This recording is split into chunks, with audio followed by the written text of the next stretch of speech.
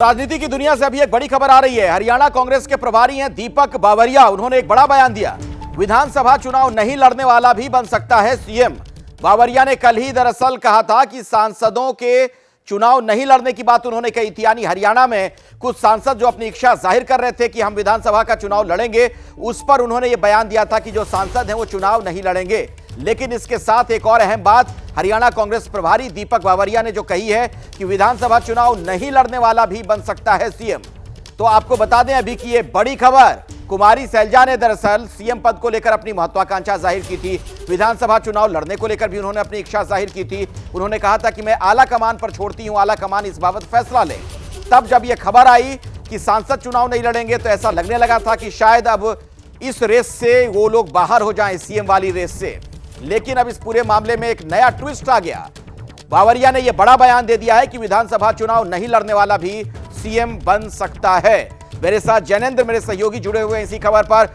जैनेंद्र, कल भी आपसे इस पर हमारी बातचीत हो रही थी, तो कुल मिलाकर एक नया ट्विस्ट अब आ गया है और अब ऐसा लग रहा है कि ये तो बड़ा दिलचस्प होता जा रहा है। जिस तरीके से कह दिया गया कि जो चुनाव नहीं लड़ेगा विधानसभा का सीएम बन सकता है वो भी।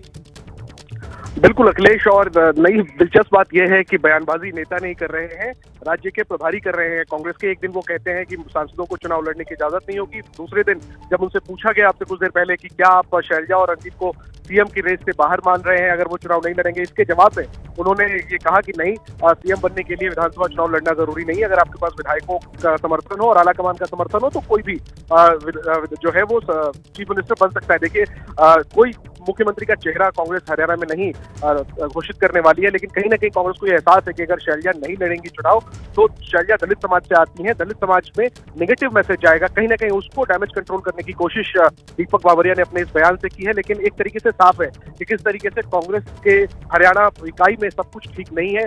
और एक तरफ सांसद चुनाव लड़ने की तैयारी कर रहे हैं, इच्छा जता रहे हैं, प्रभारी कह रहे हैं कि वो चुनाव नहीं लड़ सकते, और इसके बाद फिर डैमेज कंट्रोल के तहत कहीं ना कहीं ये बयान देने की कोशिश की गई है। ये तथ्यात्मक तौर पर तो बात सही है, लेकिन अगर जिसे आप सीएम की रेस में मानते हैं।